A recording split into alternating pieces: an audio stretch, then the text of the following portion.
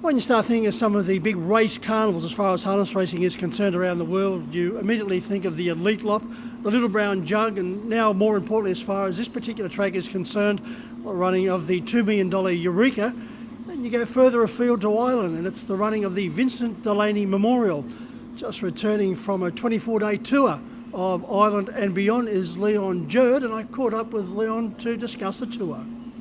Well, Leon, good to catch up with you. Recently returned from what sounds like it's been an unbelievable trip to Ireland and beyond. Yeah, we had about 26 days away, so it was pretty good.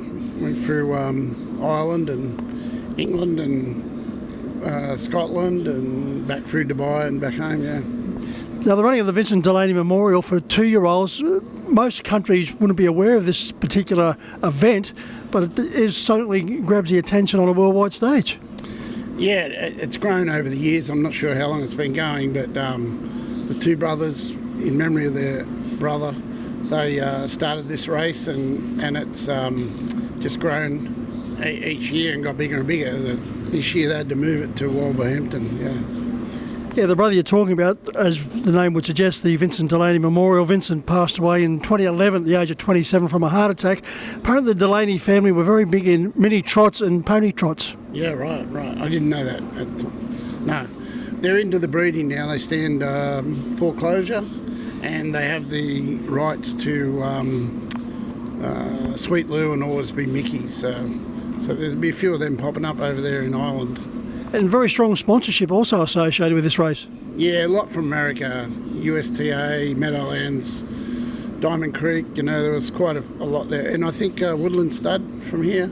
So, yeah, it's been pretty well patronised, yeah. Now, this is run under the banner of Ireland, but it's conducted in Wales. Now, is that right, to be sure? Yeah, they started in Ireland and they've just, as it's grown, they've had to find bigger venues, so they went to the thoroughbred track in Wales this year, yeah. The guy actually hired the thoroughbred track for 3 days and, yeah, put a lot of work into it, That would have been the Wolverhampton Racecourse at Dunstall Park? Yeah. Apparently they race there about twice a week, thoroughbreds, so, yeah. There's been some very interesting tracks that they come up with, usually on farmers' properties. Yeah, we went to one harness meeting in Scotland, and they lost their hard surface track. So the guy they slashed the field and put a rope around the inside, and I think there was about 5 on each the mobile, and they raced. So it's pretty amateurish, hobbyish, I should say, in Scotland. Yeah. Yeah, that's what I was going to ask you. Are we talking about professionals or hobby trainers and drivers? It'd have to be a hobby, I think the purse money for the win was like £300 or something, so it's not a lot of money. I believe the scenes in the parade ring after the race is something what you could describe as chaotic. Well, at the Vincent Delaney there must have been, 50 to 100 people on the track surrounding the horse in each of those divisions when they won, so they obviously wasn't all the owners, but anyone and everyone, I think, so yeah. I believe they get very good crowds. Yeah, there was probably about 4,000, I guess, on each day, so it was very good, yeah.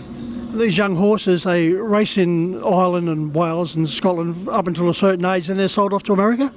That's what they try and do, yeah, sell them once they get to about 4, that's the end of it, so then if they're good enough, they try and sell them to the States, so. It must have been a rare sight for you. There was at least 10 to a dozen bookmakers on course. Yeah, there was bookmakers at each of the venues we went to, so it's a bit different to here. You don't see bookies now. So. They love the bookmakers over there in England, don't they, with all the tic-tacking? Yeah, they do. Very, very much bookmaker orientated, What are we talking about as far as coverage is concerned, Leon? Coverage? You mean TV-wise? No, I didn't see any of that, no.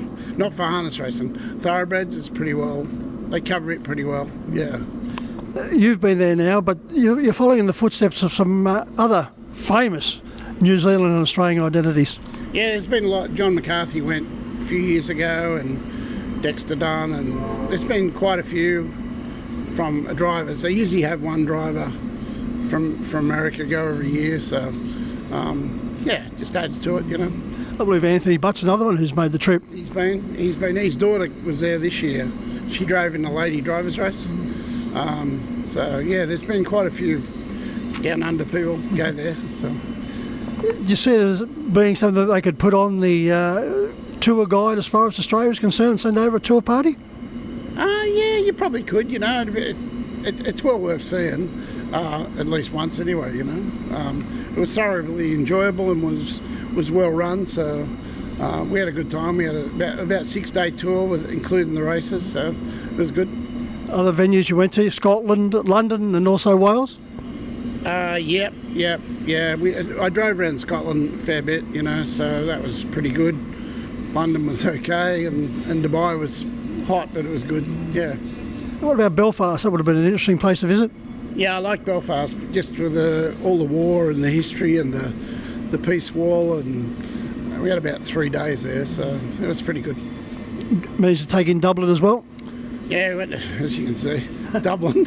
Yeah, we had 3 days there before we started the tour, so it's a really nice place, Dublin. Belfast is probably not as touristy, but yeah, Dublin's really nice, yeah. What numbers are we talking about, Leon, as far as the touring party is concerned? On that tour, I think there's about 25, yeah, so it's pretty good, not too big. Hey, you don't go anywhere without coming home with a horse. Any in quarantine? Nah, I didn't buy any, nah.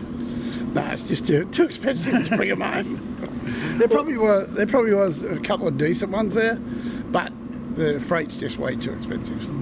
So you recommend this tour to anyone? Yeah, at least go and enjoy it and see it. Yeah. It'll only get better as the years go on. Well, we'll certainly be keeping an eye on it in future. Nice to see you back on Terra Firma here at the Menangle track once again, and thanks for bringing us up to date with that Vincent Delaney Memorial. Yep. Thanks, Mick. Thank you.